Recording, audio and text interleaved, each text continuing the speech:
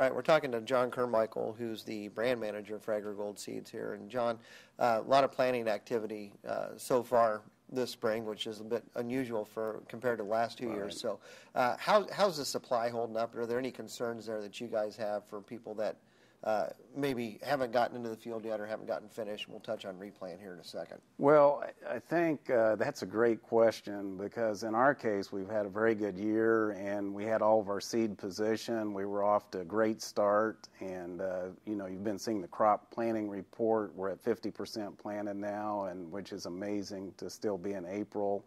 And I think where we are is a good position.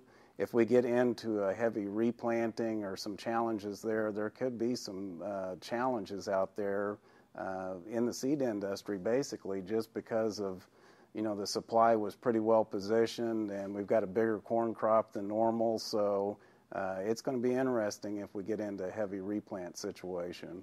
Are you concerned about any of this, or maybe not a concern? AgriGold would probably be happy with this, but the rapid planting that we've seen, farmers are more flexible today. Are you seeing any potential for more corn acres coming out there that we haven't been planning for?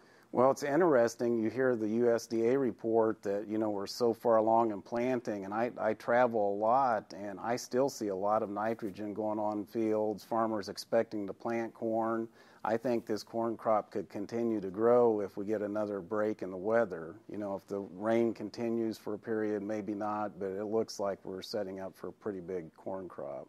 Well, you probably can't speak for the entire industry, but you can certainly speak for AgriGold. If you are a farmer in that position of looking at potentially bumping up your acres 10, 15, 20%, which is likely at this point for a lot of growers, or if you do get in that situation with replant or you're concerned about it, what do you need to be doing right now as a farmer?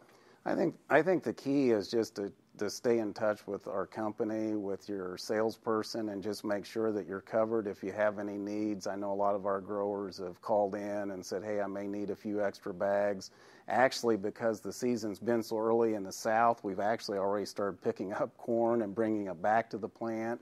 So in some cases, we have corn available to cover needs. But it's just, you know, communication, make us aware of what's going on out there. And I think we're going to be fine, but it's every spring's interesting. This is no exception. Is that really going to be a big help for the growers in the Midwest and as further you get north? Because some of those seeds that you're bringing in from the south, aren't those going to be longer season hybrids? That's a great question, but the difference this year is we're still in April, and you know, growers in the south like to plant those 110, 112-day hybrids, and we can still plant those for a while in central Illinois and Iowa. Of course, you get into Wisconsin, Minnesota, you want the earlier products.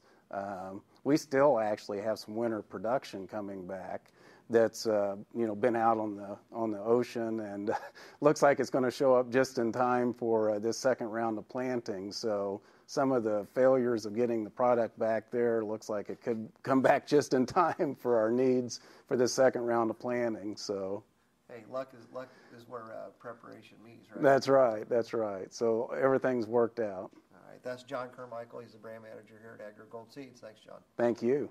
All right. Great. Thank you.